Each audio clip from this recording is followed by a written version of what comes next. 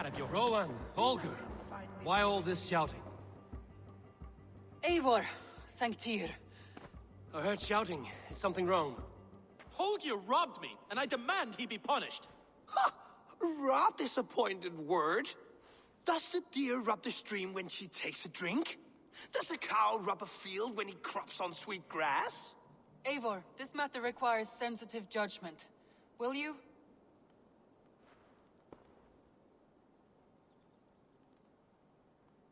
Of course. From the beginning, please. Well now, there is no excuse too small, I see. Nothing to keep you from coveting that seat, is there? In Sigurd's absence, who has better claim to oversee these disputes? You might leave them to work it out for themselves, but that would mean letting go, would it not?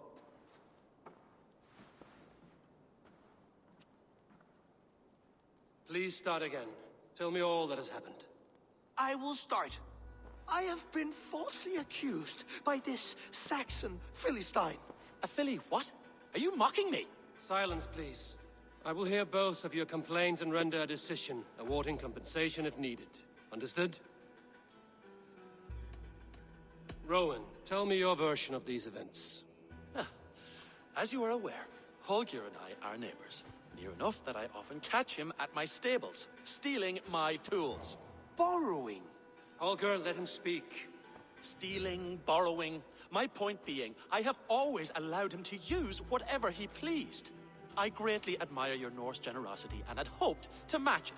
But this morning, Holger stretched the limits of my grace.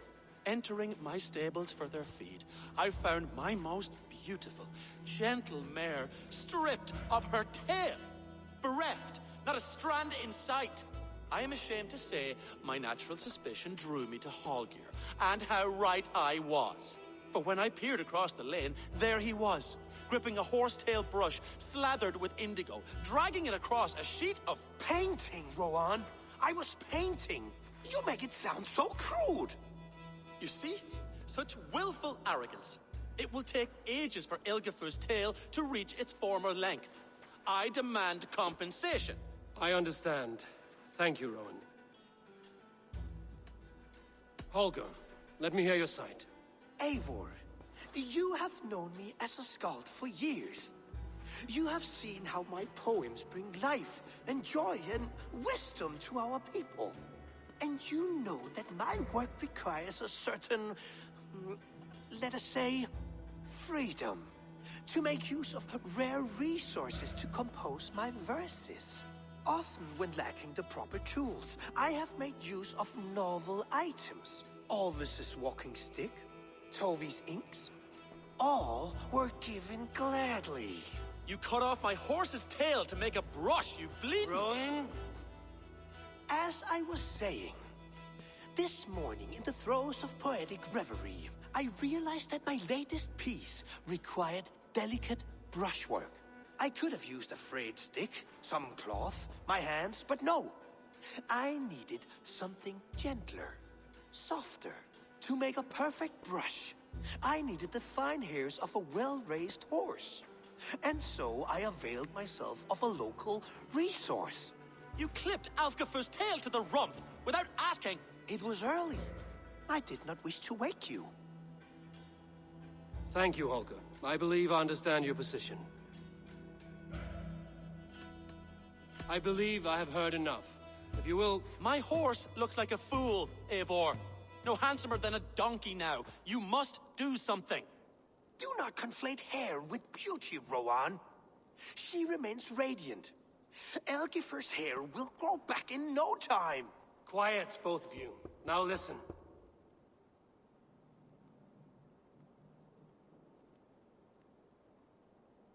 Holger, Rowan is clearly in the right. You sheared the tail from his horse without gaining permission. I borrowed the tail. Borrowed! Does the reality of regrowth not make this a victimless crime? It is a two-victim crime, Holger. Though they are unharmed, you took without asking, and that will not do. As the horse's value has diminished significantly, you will pay Rowan its market price. But the horse was not for sale.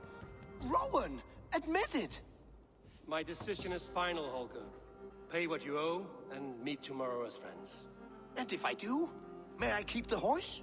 Pay the man and be done with it. Rowan, does this satisfy you? It does. Thank you, Eivor. Good. Then by Tyr's blessing, let this matter rest. We're done here. Return to your homes in peace.